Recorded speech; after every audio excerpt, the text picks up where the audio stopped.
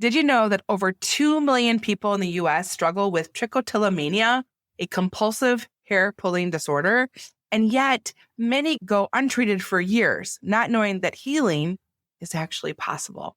I'm your host, Beverly Cornell, founder and fairy godmother of Brand Clarity at Wickedly Branded. I've spent over 25 years helping hundreds of purpose-driven entrepreneurs awaken their brand magic and boldly bring it to life so that they can magnify their impact on the world. And joining us today is Liz Fisher, founder of Tap Into Health and an EFT practitioner. Liz specializes in helping people break free from emotional and physical blocks like trichotillomania, anxiety, chronic pain through the modalities of tapping and hypnosis.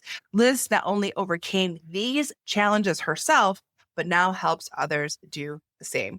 Welcome, Liz, to the show. Hi, Beverly. Thank you so much for having me. I'm thrilled to be here. Okay. I feel like in your field, there's lots of long words. The things that I specialize in happen to be very niche kind of things. You have a really great story. Tell me what led you into this particular field with these particular conditions. So I had a compulsive hair pulling disorder, otherwise known as trichotillomania, since I was 8 years old. And I tried everything under the sun, all kinds of therapies, medications, everything you can think of, I've tried. And I noticed that it was getting particularly bad when I had kids. The hair pulling was exacerbated. I had already had all kinds of other things going on too. I had panic disorder. I had emetophobia, which is the fear of throwing up.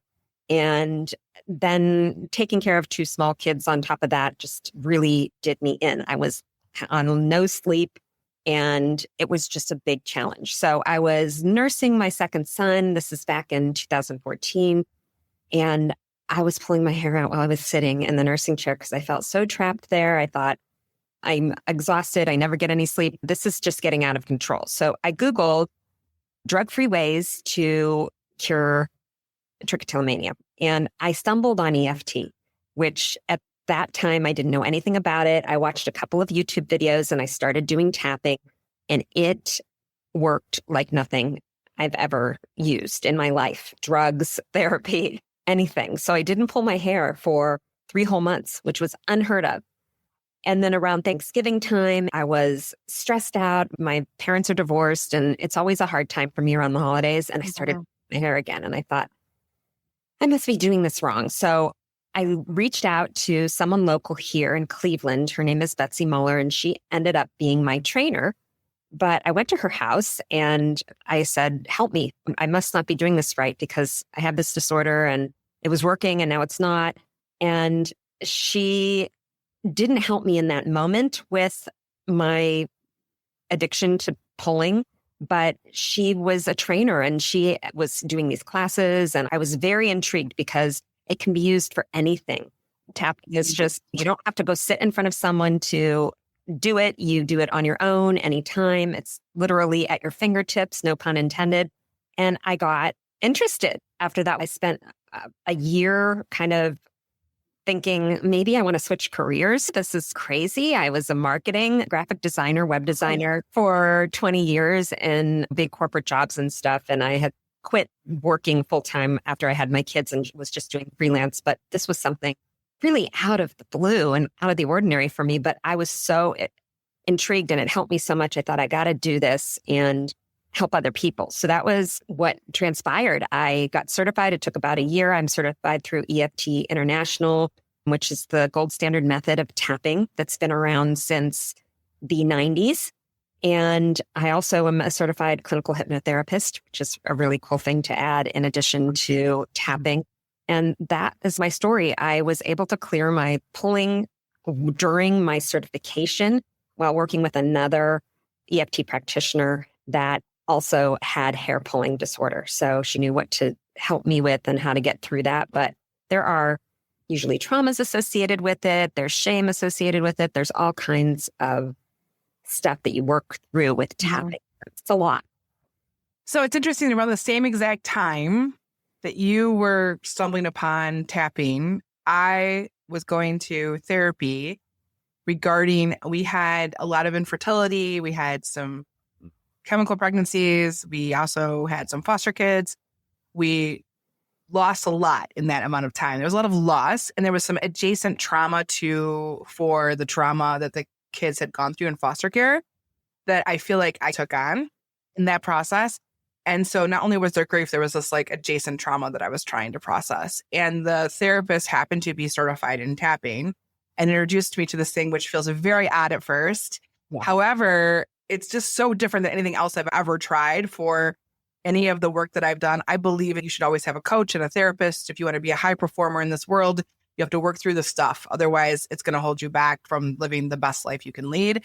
And these are all amazing tools to work through some of that. So I did it for about a year, but there are still times occasionally where I will just tap just a couple spots or whatever, just to refocus, reground myself. It still works. Especially I do this a lot, like on my chest a lot, but it's a very cool modality for sure. Very curious about the hypnosis and the tapping together. How do you use those two together? So I had someone come to me, it's been almost 2 years ago, and she had a phobia where she couldn't lie down because every time she would lay down, she felt like she was choking, like she couldn't breathe. Mm. And she went to a hypnotherapist. During a session, she had this kind of past life experience where she was a man and she was in World War II and she was run over by a big heavy machinery thing of some sort and crushed from the neck. She figured that is why she had this phobia that she couldn't lie down. She couldn't lie down in bed. She couldn't lie down at the dentist's office. She was needing some cataract surgery she couldn't get because she couldn't lie down on the table. So it was really interfering with her life. And she wanted to tap about that. So we were able to clear all that stuff, but so intrigued. Oh my gosh, hypnosis, like this could really be layered really well together. So I did get certified this past December, and it helps so much, especially with my trichotillomania clients. I layer it, meaning we can tap part of a session and then do hypnosis for part of a session, and things that come up in tapping, we can go deeper with in hypnosis and vice versa. And it's a way to access your subconscious for a longer period of time than you can with tapping. And you can introduce suggestions during hypnosis that your brain doesn't process them the same way that your brain does when you're in a deep meditative state. So it's a really cool way to use them together. Oh, I love that so much. It sounds so interesting and intriguing. And I can see how it would work. Sometimes our conscious isn't able to process everything that we had to go through in our lives. So it makes sense. So tell me about a client who is struggling with something, but conventional therapy just couldn't touch it. What changed for them through this EFT and hypnosis? What was the transformation that you saw in them? I'd love to hear a story of somebody who was really transformed by this experience. EFT is like talk therapy, but an additional layer added to that. I don't know if you've ever done acupuncture but we're actually accessing acupressure points. There are thousands of them on our body when we tap. So picture yourself going to the therapist and just talking, which it helps to get that stuff off your chest when you go in and talk to someone. But this is an additional way to break up the stuck energy around a little T trauma, which would be back in grade school, someone called me a name and that stuck with me ever since. And I feel like I haven't been successful because someone called me a loser. To major traumas, big T traumas, like I was abused as a child. My parents were divorced. I was in a terrible car accident. Someone died when I was young, all that. It matters because we tap into those layers, and everyone has layers that build up over time. I love to work with children because they have hardly any trauma. Yeah. Trauma that builds up creates beliefs that you are stuck in this belief system, and there are ways in tapping to remove that stuck energy that you're holding on to. Your subconscious is really smart. Okay. So like 10% of your brain is working and your conscious brain is working. And 90% of the time, your subconscious is making most of the decisions and pushing you in specific directions because there's beliefs there that have been formed since you were a child. So it's really a cool way to go deeper and remove the stuck energy, remove the trauma, not remove the memory, but to clear the intensity that you feel when you talk about something specific, like a trauma that happened to you. And we can really get rid of any of that negative association that you have, the charge that you have when you think about something that was a really big trauma in your life. And that's where it's different than just going and talking to someone. So this is like an added bonus. It's talk therapy with the tapping, and it's really removing layers of traumas that have happened over the years. Hey, I just want to take this moment to let you know that I have been nominated for 2 categories in this year's Women Podcasters Awards. First one is Expert Guest, and the second is Business Podcaster of the Year. If this podcast has inspired you, taught you something new, or just kept you company on your business journey, I'd love your vote. Voting is open May 1st through the 31st. Check the link in the episode description to vote. Thanks so much for being part of this magic. It means so much to me. Now, back to the show.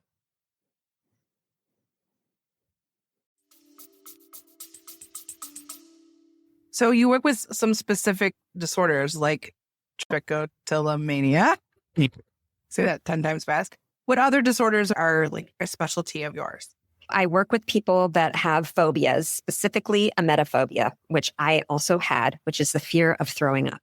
That happened when I was about 10. And there was a trauma associated with that. Like my sister got sick in the bedroom that we shared as children, and it looked like something from The Exorcist. And I thought, I'm afraid of that now. And so I work with people that have emetophobia and other phobias, fears, because they're based on something usually that happens. And we clear out those traumas, and then we're not as afraid. So I was able to overcome the fear of throwing up personally and having kids that get sick.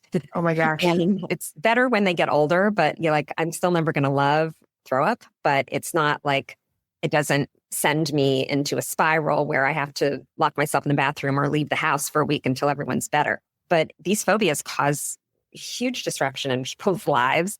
And I also work with people that have panic disorder, severe anxiety with panic disorder. That's something that I also suffered from. I had massive panic attacks starting when I was 25. They progressively got worse as my job changed and I had more responsibility. I was an art director at a bigwig private jet company, and I would have panic attacks during closed door meetings that I felt like my body was detached. It was horrible. So I was able to overcome those. I don't know the last time I had a panic attack. So these kind of oddball things are things that I'm really familiar with. So that's why that's what I specialize in. But I have helped people with chronic pain. I've had migraines since I was 30. I help people with any type of pain. I help people overcome things that have to do with, performance anxiety. I work with a lot of younger girls. They jump horses for fun, or it's like a big deal for them. They get performance anxiety from that, and we work through that. I've worked with people that have allergies to specific things. I've worked with people that have, oh my gosh, you name it. People will come to me for any and everything, and you can use tapping for any and everything. I don't think I had the thing of fear of throwing up, but I definitely, as a mom, was not a fan of the throwing up phase. I remember 2 very clear instances. One time we were traveling through the mountains of West Virginia. There was not a rest area for miles, and my 7-year-old oldest son threw up in the car. And I was like, I'm going to throw up. Like, I'm going to throw up when they throw up. And I had the windows down, and I was on the phone with my husband, and I was like, just talk to me so I did not throw up. Like, I have to get us to the rest area. I was like trying to keep myself together, because if I started throwing up, it was going to be done, right? So there was that moment. And then when my youngest son, I remember holding him, he was extra cuddly. He was a little baby, like maybe 6, 7 months old. Sure enough, threw up out of the blue right into my bra. And I knew if I stood up, it was going to run right down my body, right? And I was like paralyzed. I could not move. And my husband's outside, and he hears me going, oh my God, oh my God, oh my God. I was like paralyzed in the moment. And he comes in and he's like, okay, hand me the baby. Just go get the shower. He got me a towel. Then I could stand up and just go to the shower. For my listeners, this is a lot of information. And I don't think I have a phobia of it, but it can be very debilitating even in the moment as a mom who loves their baby with all their heart. and understands this is a normal part of life, I can't imagine having something on top of that, like to be able to like function as a mom. So Yeah. I can have a lot of empathy around that for sure. You also said something too that kind of resonated. Like you said, when you're young, something happens to you. I definitely have a phobia of this. I was bit by a snake when I was like 5 years old. It was put down my short and it was trapped in my dress shirt. I had a belt and it couldn't get out and it bit me. Now, it wasn't poisonous, but it was completely traumatizing for me. Yeah. And up until that point, I would have picked up a snake, picked up a frog, not even thought twice about it. From that point forward, even talking about the snake right now makes my heart race. I might even have a nightmare about it tonight because we've been talking about it.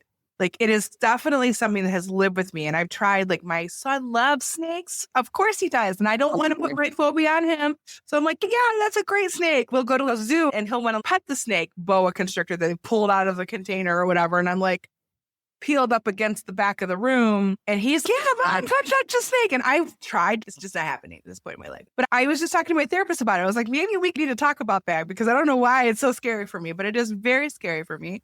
Like you said, the physicalness of it, like the sweaty palms, the heart racing, the just complete panic in the moment of what could happen. Your body is triggered by even the sight of one. The cortisol level shoots. Your amygdala is totally detached from your prefrontal cortex. And a lot of people are afraid of the symptoms that it causes them, the physical symptoms like the sweaty palms, the racing heart, the feeling of lightheadedness that you get. That's what I would get around the throw up thing. Oh, I'd be physically shaking to the point where I couldn't even stand up.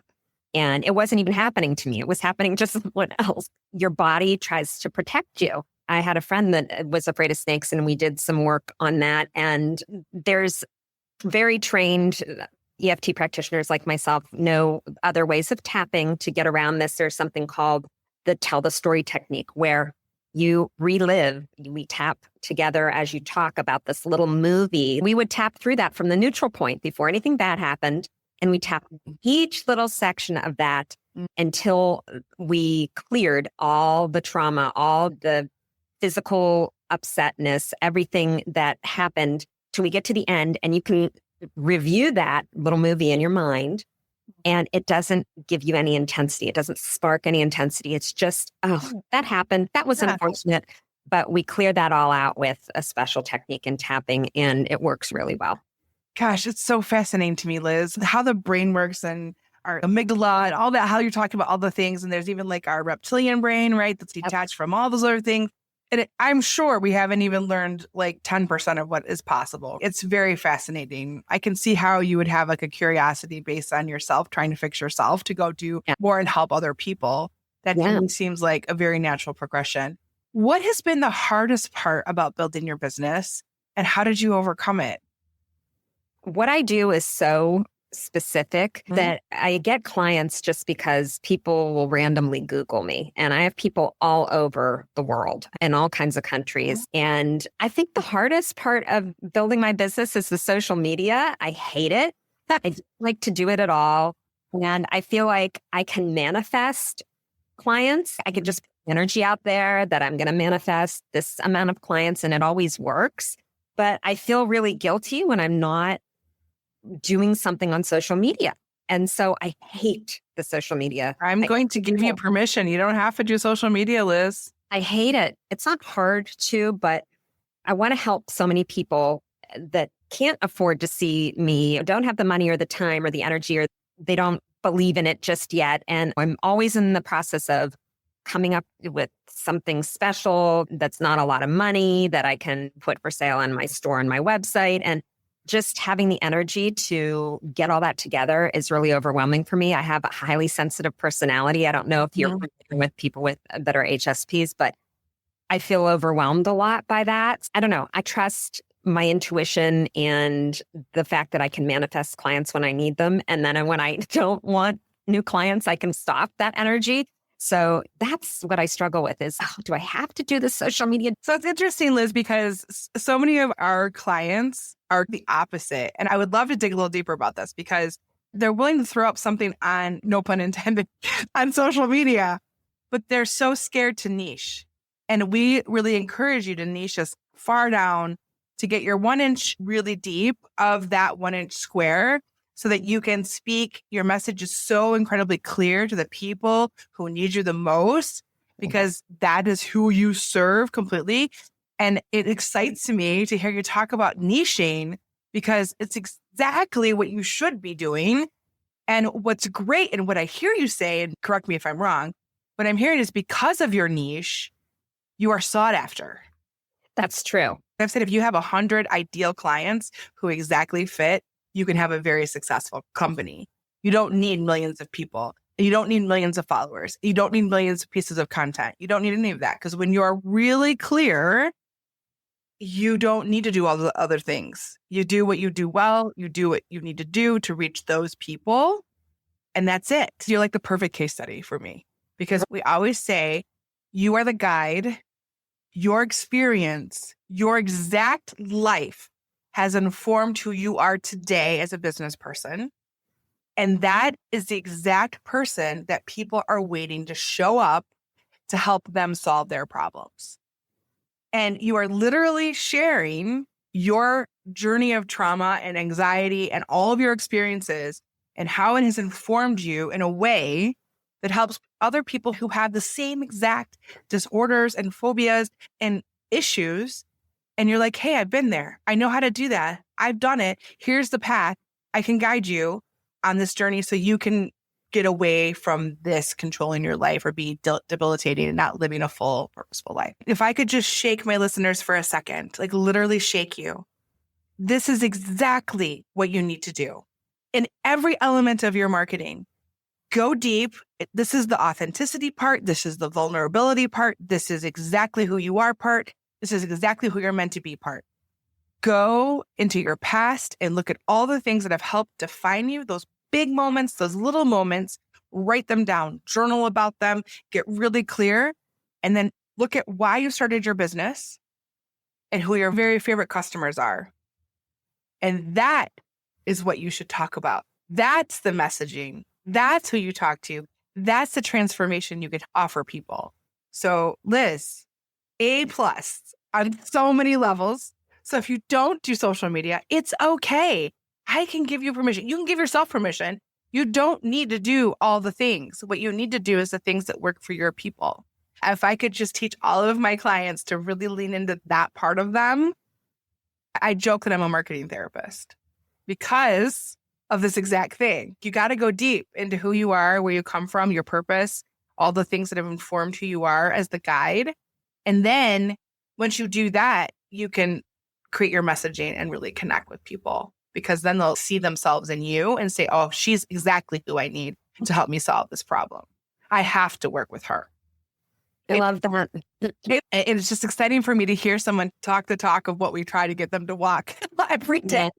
So for my listeners, it's such a powerful thing. If this resonates with you, if this is connecting with you, if you're like learning, oh my gosh, maybe I need to go deeper. Maybe I do need to lean into my whole life experience to show up as the person that my customers really need, my clients really need. If that resonates with you, leave us a review.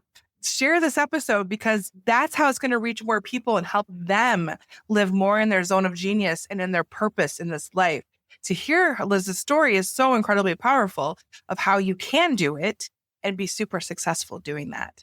So I asked the question, Liz, what is the one thing that you think has changed or evolved the most in your approach to business in this entrepreneurial journey you've had in this particular space? Like obviously you have the marketing background, but in a particular space, what do you think has evolved the most? We get a lot of wisdom along our journey. What do you think has evolved the most in that process?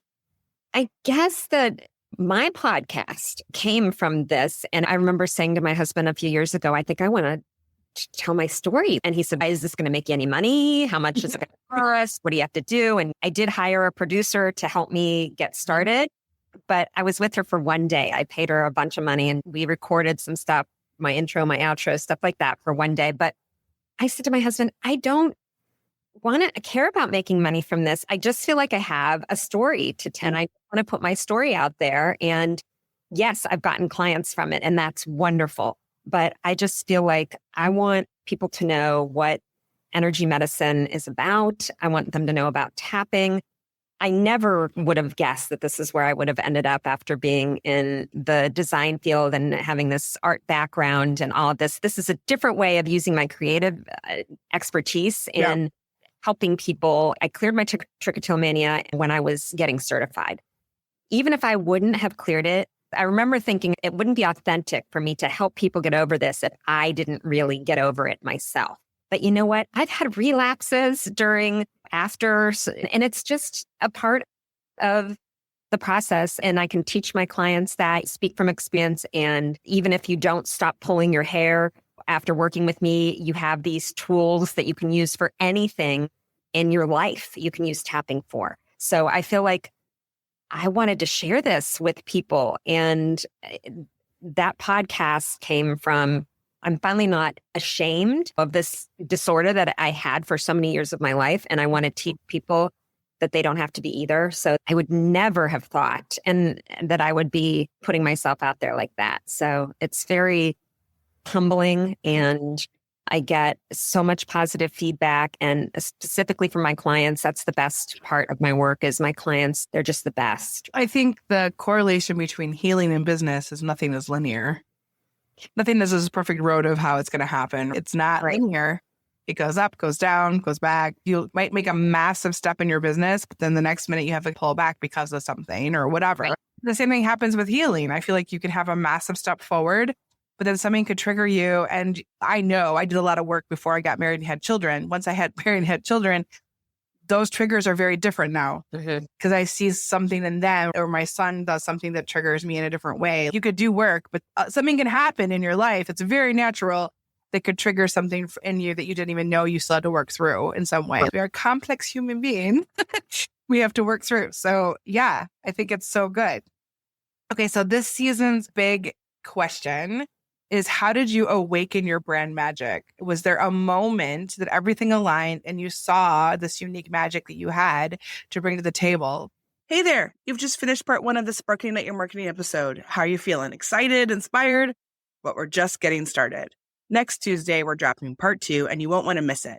Be sure to subscribe to our newsletter so you'll be the first to know when it goes live. Until then, take a breather.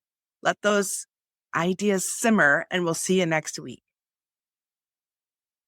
Thank you so much for tuning into the Spark and Ignite Your Marketing podcast. I hope you found today's conversation or activation to be something clear and actionable that you can take back to your very own business. If you found this helpful, I'd love it if you take a moment to share your thoughts in a review.